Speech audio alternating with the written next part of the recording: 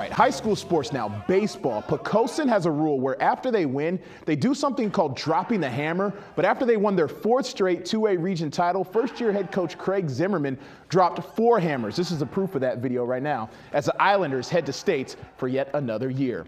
But this region title, it meant just a little more. Junior pitcher Eli Tyndall threw a no-hitter in Poquoson's region championship win over King William. He knew he was in the zone midway through the game, and in the zone, the embodiment of how this whole team is feeling right now as they look for their first state title since 2010.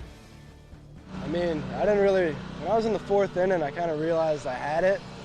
And then I was thinking I was expecting any moment one of them to get a hit. And then I got to the 6th, and I just knew they weren't going to get a hit. It's very special. I'm honored, I'm grateful and blessed to have guys like Eli Tyndall on our team. There's not a lot of teams left in the state right now, and we're fortunate and blessed to be one of them. This is the year we do it. I don't know. Something feels different about this year. We're running through all these playoff teams. No one can stop us.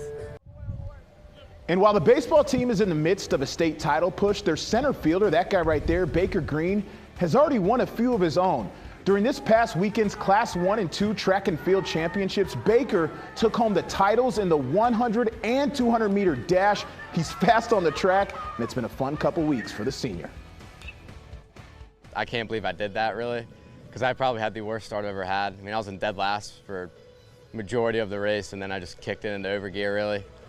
I really didn't think I'd get it until like the very last 10 steps. I think it'd be awesome to add one over there next to the 2010 and add one more right there too. So I think it's time. It's a long time, yeah.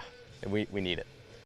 First pitch against Riverheads is tomorrow at 5 o'clock. On to the softball field. Last year's Class 5 state quarterfinal between Granby and Hickory may have been the most thrilling game in all of the 7-5-7 last season. The Comets trailed at one point in the game 10-4, but hit 3 home runs in the top of the 7th inning to regain the lead. The Hawks then proceeded to walk it off in the bottom half of the inning to advance to the state semis and send Granby home. And now here we are, a year later, the two teams matched up once again at the same point in the playoffs. I was in Norfolk this afternoon and spoke to the Comets about the opportunity for redemption this season.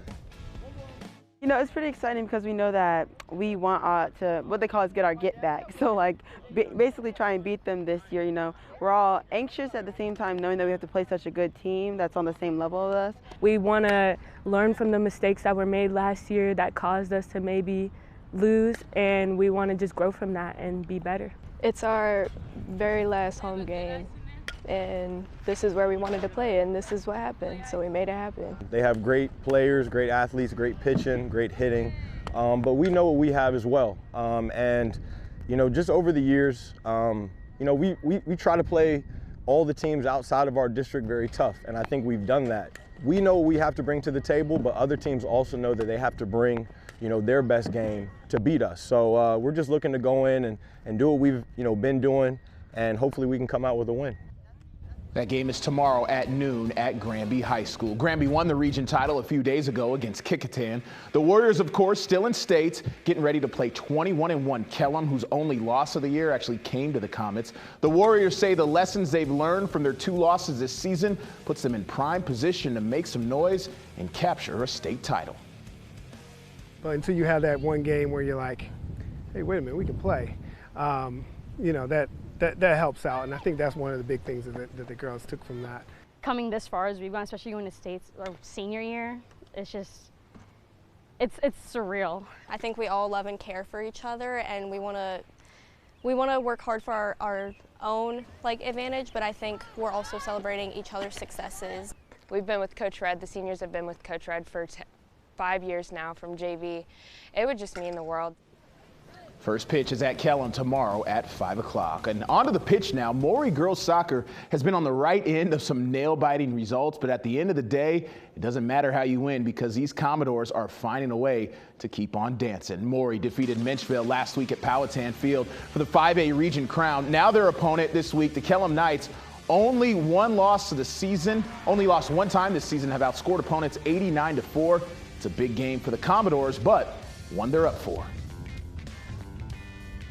But yeah, it's a tall task, but I I believe in the girls, and they've been putting in the work and stuff. And hopefully this string of runs in the regional tournament has helped them build up that confidence too. Honestly, we thought it would be a rebuild season, but not even. Like, all the girls have worked hard. Our coaching has been great. And to come this far, it's really crazy. And yeah, we want to do the best we can.